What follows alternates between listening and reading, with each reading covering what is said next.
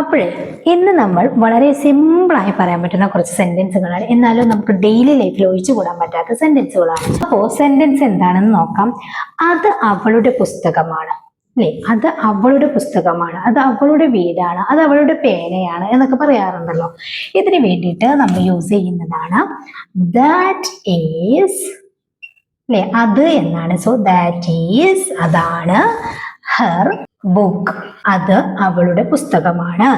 അത് അവളുടെ വീടാണ് എന്ന് പറയുമ്പോഴോ that is her house. Simple ആണല്ലോ. ഇനി അത് എൻ്റെ കാറാണ്, അത് എൻ്റെ കാറാണ്. ദാറ്റ് ഈസ് മൈ കാർ, അല്ലേ? That is my car. Simple ആണല്ലോ. അത് എൻ്റെ കാറാണ്. ഇനി അവിടെ മീരയുടെ വീടാണ്, അവിടെ മീരയുടെ വീടാണ്. അപ്പൊ എങ്ങനെ പറയാം? അവിടെയും അവിടെ എന്നാണ് പറഞ്ഞിട്ടുള്ളത്. സോ ദാറ്റ് ഈസ് മീരാസ്, അല്ലേ? മീരയുടെ house. That is Meera's house. അവിടെ മീരയുടെ വീടാണ്. ഓക്കെ. ഈ ഫോൺ എന്റേതാണ്. ഇതെങ്ങനെ പറയാ? ഈ ഫോൺ എന്റേതാണ്. ഇത് പറയാൻ വേണ്ടിയിട്ട് നമുക്കൊരു പ്രോണൗൺ യൂസ് ചെയ്യണം, അല്ലേ? ഈ പ്രോണൗണിനെ പറ്റിയിട്ടൊക്കെ ഒരുപാട് വീഡിയോ കണ്ടിട്ട് നമ്മൾ സാധാ പ്രോണൗണുകളാണ് ഹിസ്, ഹർ, ഹിം എന്നൊക്കെ പറയുന്നത്.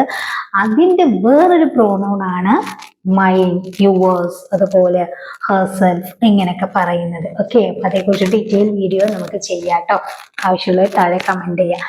ദിസ് ഫോൺ ഈസ് എന്താണ്? എന്റേതാണ് എന്ന് പറയുമ്പോഴേ മൈൻ എന്നാണ് പറയേണ്ടത് കേട്ടോ. അപ്പോ ഈ ഫോൺ എന്റേതാണ് എന്ന് പറയാൻ വേണ്ടിയിട്ട് ദിസ് ഫോൺ ഈസ് മൈൻ, ആ വീട് എന്റേതാണ്. That house is mine. എന്ത് വേണമെങ്കിലും നമുക്ക് പറയാം. അങ്ങനെയാണെങ്കിൽ ആ ഷോപ്പ് നിന്റേതാണോ എന്നെങ്ങനെ ചോദിക്കാം?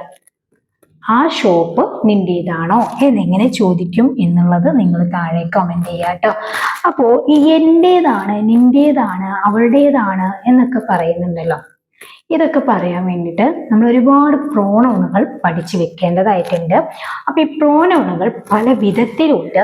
അപ്പൊ അതേക്കുറിച്ചിട്ടൊരു വീഡിയോ ചെയ്യണം നിങ്ങൾക്ക് അറിയണമെന്ന് താല്പര്യമുണ്ടെങ്കിൽ ഈ വീഡിയോന്റെ താഴെ ഒന്ന് കമന്റ് ചെയ്യാം. ഈ സെന്റൻസ് ഒന്ന് കമന്റ് ആയിട്ട് അറിയിക്കുക കേട്ടോ.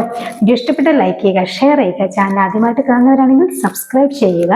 ഫേസ്ബുക്കിലോ ഇൻസ്റ്റയിലോ ആണെങ്കിൽ ഒന്ന് ഫോളോ ചെയ്യുക കേട്ടോ. Okay, thank you.